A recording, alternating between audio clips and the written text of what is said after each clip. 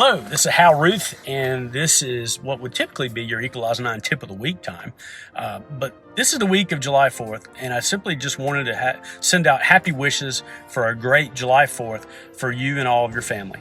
And just a quick note on something, just an observation on my part about what July 4th means to me.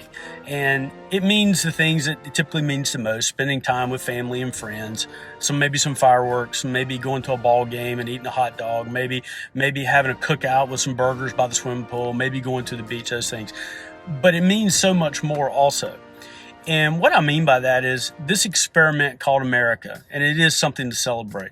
And while our country has had its share of flaws and injustices, we still are a beacon of light and hope across the world.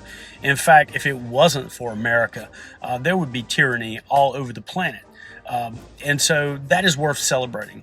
It is also worth celebrating our founding fathers and the courage they had. And I know it's very popular to beat up on our founding fathers today and talk about all their flaws, and they were many, and talk about the things that they turned a blind eye to. But what they did have was a commitment toward liberty, and they fought tyranny, and they had tremendous courage.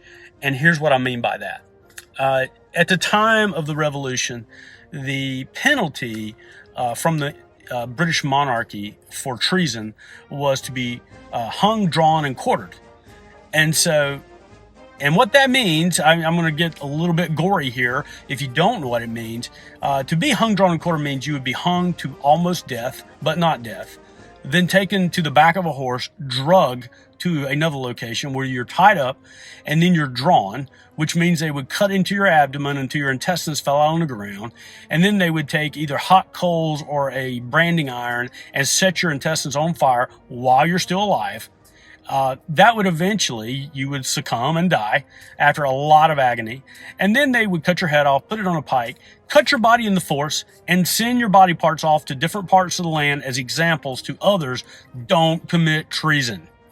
And so our founding fathers, when they signed the Declaration of Independence, they were signing their own death warrant. They were signing a document that put on display, recorded the fact that they were committing treason. And if we hadn't won the revolution, each of them would have been hung, drawn, and quartered. And by the way, it was a dicey situation. It wasn't guaranteed at all that we're going to win that revolution. You were fighting against the most powerful army in the world at that time. And so, wow, what courage.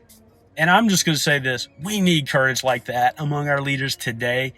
And all we have now, it seems, is politicians who just want to divide us. And they want to pander to the left or pander to the right, split us down the middle, and they preserve power. We need some statesmen that have courage like our founding fathers have. So anyway, I just wanted to say happy Independence Day. Thank you, founding fathers, despite your many flaws. But without you and your courage, there would be no America.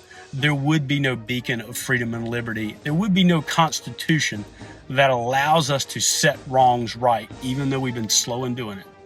And so, happy birthday, America, and have a great 4th of July. Thanks.